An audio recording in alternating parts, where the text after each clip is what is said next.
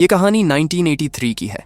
Loss Alamos के एक अस्पताल में एक बेहद जला हुआ आदमी लाया जाता है। उसका पूरा शरीर जल चुका है। वो आदमी एक खून के केस से जुड़ा है, इसलिए एक डिटेक्टिव उससे पूछताछ करने आता है। आदमी बोल नहीं पा रहा है, इसलिए डिटेक्टिव उसे एक नोटपैड और पेन दे देता है ताकि वो अपना गुनाह कबूल कर सके। जैसे ही डिटेक्टिव कल्ट्स और सैटनिज्म यानी भूत प्रेत की पूजा का नाम लेता है, उस आदमी की दिल की धड़कन तेज हो जाती है। इससे पहले कि वो कुछ लिख पाता, डिटेक्टिव को पता चलता है कि उस आदमी की छोटी बेटी थोड़ी देर पहले अस्पताल आई थी और डिटेक्टिव वहां से चला जाता है। कुछ ही देर में कमरे से चीखने की आवाज आती है। वो जला हुआ आदमी खिड़की से कूद जाता है और एक छोटी सी नोट छोड़ जाता है जिस पर लिखा होता है, आई एम सॉरी एबी। एक 12 साल का अकेला लड़का जिसका नाम ओवन है, वो एक बर्फीले इलाके के अपार्टमेंट में अपनी माँ के साथ रहता है। उसके माता पिता का तलाक हो चुका है और उनके बीच रोज झगड़े होते हैं। इन झगड़ों से परेशान होकर ओवन गुस्से में हिंसक ख्यालों में खो जाता है। वो एक डरावना मास्क पहनकर चाकू से हमला करने की प्रैक्टिस करता है। वो अक्सर टेलीस्कोप से अपने पड़ोसियों पर नजर रखता है। एक रात वो देखता है कि उनके बगल वाले अपार्टमेंट में एक अधेड़ उम्र का आदमी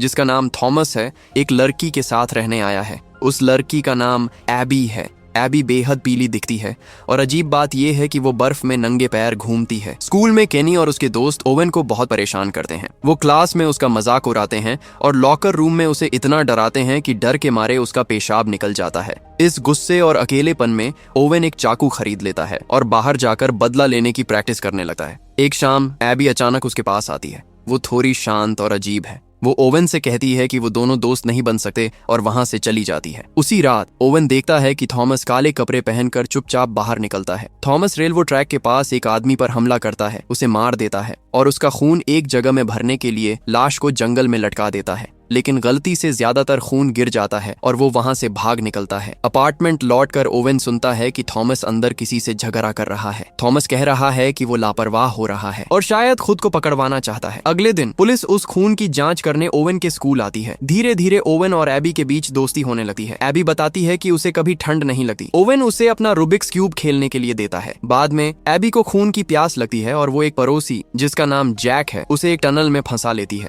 वो नाटक करती है कि वो जख्मी है और जैसे ही जैक उसकी मदद करने आता है, एबी उस पर बुरी तरह हमला कर देती है। वो उसका खून पीती है और उसकी गर्दन तोड़ देती है। थॉमस बाद में जैक की लाश को एक जमी हुई नदी में फेंक देता है और एबी पर गुस्सा करता है कि उसने एक और मुसीबत खड़ी कर दी। अगले दिन ओवन और एबी एक दूसरे को अपना नाम बताते हैं, रूबिक्स क्यूब सॉल्व करते हैं और उनकी ये अजीब दोस्ती और गहरी हो जाती है। अगले दिन स्कूल में जब टीचर क्लास में एक फिल्म दिखा रही होती है, तब ओवन चुपके से मॉर्स कोड सीखने में लगा रहता है। केनी उसे कुछ लिखते हुए देख लेता है और बाद में अपने दोस्तों के साथ उसे बाथरूम में घेर लेता है। जब ओवन ये दिखाने से मना कर देता है कि उसने क्या लिखा था, तो केनी गुस्से में उसे एक छरी से बेरहमी से पीटा है। इससे ओवन के गाल पर कट लग जाता है और केनी उसे चेतावनी देता है कि वो इस बारे में किसी को न बताए। घर लौटने पर ओवन अपनी माँ से झूठ बोल देता है कि वो खेल के मैदान में गिर गया था। उसी शाम ओवन बाहर एबी से मिलता है और उसे बताता है कि वो स्कूल के लिए रोमियो और जूलियट पढ़ रहा है। वो उसे एक मोर्स कोड की शीट भी देता है ताकि वो अपार्टमेंट की दीवार के जरिए एक दूसरे से बात कर सकें। जब एबी को पता चलता है कि ओवन उसकी बातें सुन सकता है, तो वो थोड़ी असहज हो जाती है। वो बताती है कि उसकी माँ की मौत हो चुकी है, लेकिन वो ये बताने से बचती है कि थॉमस उस पर गुस्सा क्यों था। जब ओवन बताता है कि स्कूल में उसे परेशान किया जाता है, तो एबी गंभीर हो जाती है। वो उससे कहती है कि उसे पलटकर लड़ना होगा और वादा करती है कि जरूरत पड़ने पर वो उसकी रक्षा करेगी। खुद को साबित करने के लिए वो अपना हाथ उसके हाथ पर रखती है और अपनी हैरान करने वाली ताकत दिखाती है। बाद में उस रात दोनों मोर्स कोड का इस्तेमाल करके दीवार के जरिए बातें करते रहते हैं। अगले दिन ओवन स्कूल के बाद होने वाली स्ट्रेंथ ट्रेनिंग में अपना नाम लिखवा लेता है। इसके बाद वो अपनी माँ के पर्स से पैसे चुराता है और एबी को एक गेमिंग आर्केड ले जाता है, जहाँ वो उसे मिस पैकमैन गेम खेलना सिखाता है। बाद में वो दोनों के लिए कैंडी खरीदता है, लेकिन एबी सिर्फ एक टुकड़ा खाते ही बीमार हो जाती है और उल्टी करने के लिए बाहर भागती है। शर्मिंदा होकर वो माफी मांगती है, लेकिन ओवन उसे गले लगाकर दिलासा देता है। एबी घबराते हुए पूछती है कि क्या ओवन उसे पसंद करता है और ओवन मान जाता है कि हाँ, वो उसे पसंद करता है। फिर वो पूछती है कि अगर वो सचमुच एक लड़की नहीं होती तो क्या तब भी वो उसकी परवाह करता। ओवन थोड़ा हिचकिचाते हुए कहता है कि हाँ, वो तब भी करता। जब वो हाथ पकड़कर घर लौट रहे होते हैं, तो एबी बताती है कि वो हमेशा एक जगह से दूसरी जगह बदलती रहती है, जबकि ओवन इस खराब शहर से भागने के सपने देखता है। घर पहुंचकर एबी देखती है कि थॉमस दोबारा शिकार पर जाने की तैयारी कर रहा है। वो प्यार से उसके चेहरे को छूती है, लेकिन एबी की इतनी परवाह करने के बावजूद थॉमस उससे भीख मांगता है कि वो ओवेन से दूर रहे। उस रात थॉमस एक और चुराई हुई कार के अंदर छिप जाता है और मौका मिलते ही एक यात्री पर हमला कर देता है। एक हिंसक लड़ाई के बाद वो उस आदमी को मार देता है, लेकिन भागते समय कार का एक्सीडेंट हो जाता है। पुलिस को पास आते देख थॉमस अपनी पहचान छिपाने के लिए अपने ही चेहरे पर तेजाब डाल लेता है। इसी बीच एबी खबरों में सुनती है कि एक जले हुए संदिग्ध को अस्पताल में भर्ती कराया गया है। वो थॉमस से मिलने चुपके से अस्पताल जाती है, लेकिन पुलिस के पहरे के कारण अंदर नहीं जा पाती। ये बात कहानी के बिल्कुल शुरुआती सीन से जुड़ती है। जब डिटेक्टिव थॉमस को अकेला छोड़ कर जाता है तो एबी उसके अस्पताल के कमरे की खिड़की से बाहर चढ़ जाती है। बोलने में असमर्थ थॉमस चुपचाप अपनी गर्दन आगे कर देता है ताकि मरने से पहले एबी आखिरी बार उसका खून पी सके, और फिर वो दम तोड़ देता है। बाद में उसी रात एबी खिड़की के रास्ते ओवेन के बेडरूम में आती है और अंदर आने की इजाजत मांगती है। जब वो हाँ कह देता है तो वो उसके पास बिस्तर पर लेट जाती है। ओवेन उसे अपनी गर्लफ्रेंड बनने के लिए कहता है, लेकिन एबी उदास होकर कहती है कि वो कुछ भी नहीं है। फिर भी ओवेन जिद करता है कि कुछ नहीं बदलेगा और वो आखिरकार मान जाती है। अगली सुबह एबी वहां से जा चुकी होती है और पीछे सिर्फ एक नोट छोड़ जाती है। बाद में एक जमी हुई झील पर हॉकी ट्रिप के दौरान केनी एक बार फिर ओवेन पर हमला करता है। इस बार ओवेन पलटकर वार करता है और एक लोहे के पाइप से केनी के कान पर जोर से मारता है। तभी अचानक चीखते चिल्लाते बच्चों को बर्फ के नीचे जैक की जमी हुई लाश मिलती है। जब ओवेन और उसकी माँ प्रिंसिपल के साथ मिलकर उसके किए पर बात करते हैं तो वो घर लौट आते हैं। वहां उनसे कुछ सवाल पूछने के लिए डिटेक्टिव आता है। ओवेन को उसके कमरे में भेज दिया जाता है। खिड़की से देखते हुए वो नोटिस करता है कि पुलिस जैक के अपार्टमेंट की जांच कर रही है। इसके बाद वो एबी को मोर्स कोड से एक मैसेज भेजता है, लेकिन वो जवाब नहीं देती क्योंकि डिटेक्टिव अब उसी की घंटी बजा रहा होता है। जब वो दरवाजे के छेद से देखती है कि बाहर कौन है तो वो दरवाजा नहीं खोलने का फैसला करती है और ऑफिसर आखिरकार वहां से चला जाता है। अगले दिन स्कूल के जिम का सामान इस्तेमाल करने के बाद ओवेन देखता है कि केनी का भाई और उसका दोस्त उसके कान के जख्म को लेकर उसका मजाक उड़ा रहे हैं। उसका भाई उसकी कार की चाबी भी छीन लेता है और उसे छोटी लड़की कहता है। शाम को वो एबी से मिलता है और उसे बताता है कि कैसे उसने अपने लिए आवाज उठाई।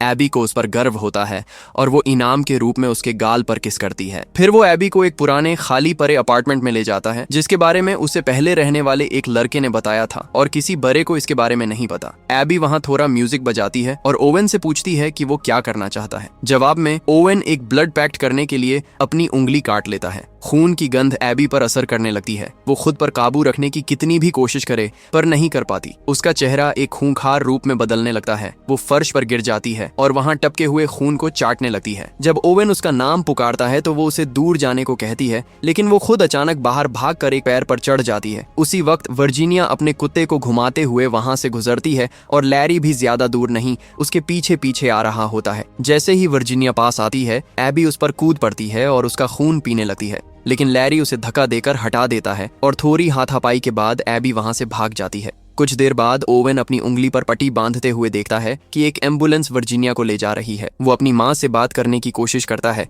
लेकिन वो गहरी नींद में सो रही होती है। इसलिए वो अपने पिता को फोन करता है और उनसे पूछता है कि क्या दुनिया में बुरे लोग होते हैं। उसके पिता सवाल को गलत समझ लेते हैं और सोचते हैं कि उसकी माँ उसके दिमाग में ये बातें डाल रही हैं। वो ओवेन से कहते हैं कि वो बाद में बात करेंगे, जिससे वो दुखी होकर अकेला रोने लगता है। ओवेन अब एबी से मिलने का फैसला करता है और अंदर आने की इजाजत मांगता है, ठीक वैसे ही जैसे उसने मांगी थी। जब वो बात करना शुरू करते हैं तो एबी उसके शक को सच साबित कर देती है। वो बताती है कि वो एक वैम्पायर है जिसे जिंदा रहने के लिए खून चाहिए। वो बहुत लंबे समय से 12 साल की ही है और थॉमस उसके पिता नहीं थे। उसके पहेली वाले खिलौनों के बीच ओवेन को उसकी और थॉमस की एक पुरानी तस्वीर मिलती है। तस्वीर में एबी वैसी ही दिख रही है, लेकिन थॉमस उनकी तरह एक छोटा लड़का है। ये देखकर ओवेन डर जाता है और जाने की कोशिश करता है, लेकिन एबी उसे रोक देती है। वो उसे तभी जाने देती है जब ओवेन घबराकर पूछता है कि वो उसके साथ क्या करने वाली है। बाहर निकलते समय एबी उसे याद दिलाती है कि उसने पहले ही कहा था कि वो दोस्त नहीं बन सके।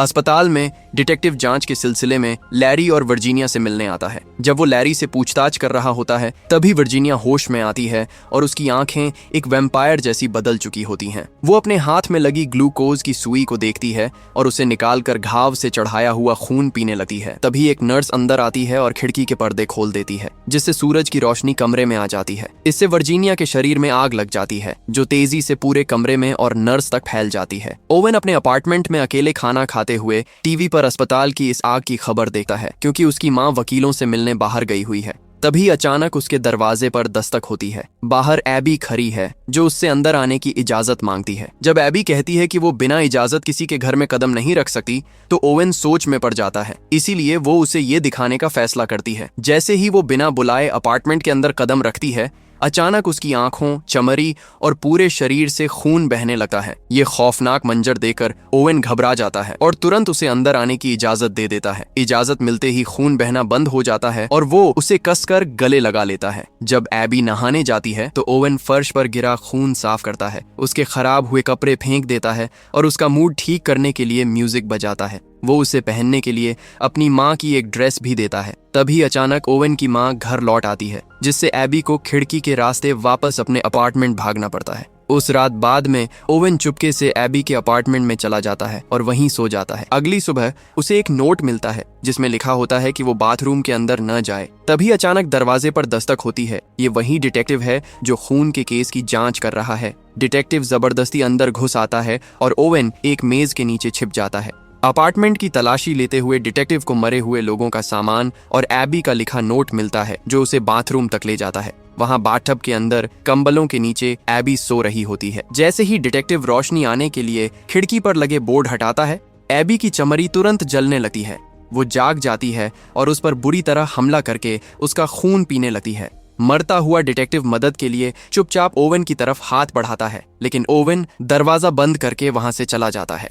इसके बाद एबी रोते हुए ओवेन को गले लगाकर अलविदा कहती है। वो डिटेक्टिव की लाश को छिपाने के बाद एक टैक्सी से शहर छोड़कर चली जाती है। ओवेन अपनी खिड़की से उसे जाता हुआ देखता है और उसका दिल टूट जाता है। अगले दिन स्विमिंग क्लास के दौरान केनी और उसके दोस्त ओवेन को पूल के पास अकेला घेर लेते हैं। वो उसे पानी में डुबोकर मारने की धमकी देते हैं और उसका सिर पानी के अंदर दबा देते हैं। तभी अचानक पूल के चारों तरफ चीख पुकार मच जाती है। पानी में खून फैल जाता है, कांच टूटने लगते हैं और एक लड़के का कटा हुआ सिर पूल में आ गिरता है। ओवेन जब पानी से बाहर आता है तो उसे समझ आता है कि एबी उसे बचाने के लिए वापस आ गई थी और उसने उन सभी लड़कों को मार डाला है। अगले दिन ओवेन एक ट्रेन में अकेला सफर कर रहा होता है और उसके बगल में एक बड़ा सा संदूक रखा है। वो धीरे से मुस्कुराता है और संदूक पर मोर्स कोड थपथपाता है और संदूक के अंदर से एबी भी मोर्स कोड में उसका जवाब देती है। वीडियो देखने के लिए धन्यवाद। लाइक, शेयर और सब्सक्राइब करना न भूलें। मिलते हैं अगले वीडियो में।